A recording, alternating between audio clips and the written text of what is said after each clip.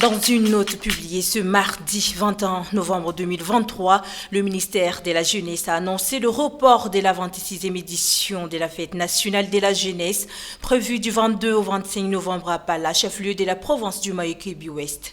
Selon la note, après la mise en place effective du comité d'organisation de cette manifestation, beaucoup d'actions ont été menées pour la réussite de cette activité phare en faveur de la jeunesse tchadienne. Cependant, selon le ministère, quelques contingences liées aux questions diverses ne permettent guère la tenue de cette grande messe de la jeunesse tchadienne. Le Centre d'études et de recherche sur la gouvernance, les industries extractives et le développement durable a organisé ce mardi en N'Djamena un atelier de mise en place d'un réseau de jeunes et femmes activistes et influenceurs pour la promotion de l'espace civique et la participation citoyenne. À cet atelier qui est organisé dans le cadre du projet de renforcement des bonnes pratiques et de mobilisation citoyenne en faveur des politiques publiques adaptées à la réduction des inégalités au Sahel a pour but de nouer des synergies d'action entre les organisations des jeunes femmes activistes et influenceurs pour accroître la participation active des jeunes et femmes dans le processus décisionnel qui les affecte dans un espace civique sécurisé au Tchad.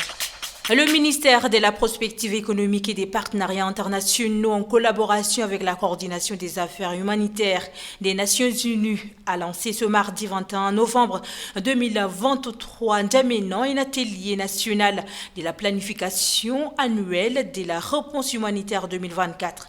À cet atelier s'inscrit dans le cadre d'analyse et d'élaboration des plans des besoins. Il vise également à susciter des discussions sur les besoins prioritaires des personnes affectées et les zones d'intervention humanitaire en lien avec la programmation de développement. Le ministère de l'eau et de l'assainissement et le ministère des Finances et du Budget et des Comptes publics, en collaboration avec l'Organisation mondiale de la santé, organisent du 21 au 22 novembre 2023 un atelier sur la planification et la prise de décision pour le développement des comptes nationaux du secteur de l'eau, hygiène et assainissement au Tchad.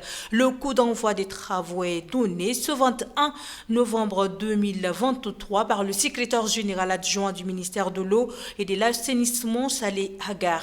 Selon le représentant de l'OMS, Khalilou Soulé, le besoin en eau est crucial au Tchad. Dans le cadre de son séjour à Yaoundé, capitale du Cameroun, le ministre des Infrastructures et du Désenclavement, Dr Idriss Saleh Bachar, a visité ce mardi 21 novembre 2023 le chantier de construction du siège de la représentation du Tchad au Cameroun. Les travaux qui s'étendent sur une superficie de 4000 mètres carrés sont réalisés à hauteur de 42%. Pour ce chantier, il s'agit de 2 bâtiments comprenant un rez-de-chaussée plus un niveau. Un corps sans vie est retrouvé ce mercredi 22 novembre 2023 dans la forêt claire de Farsha.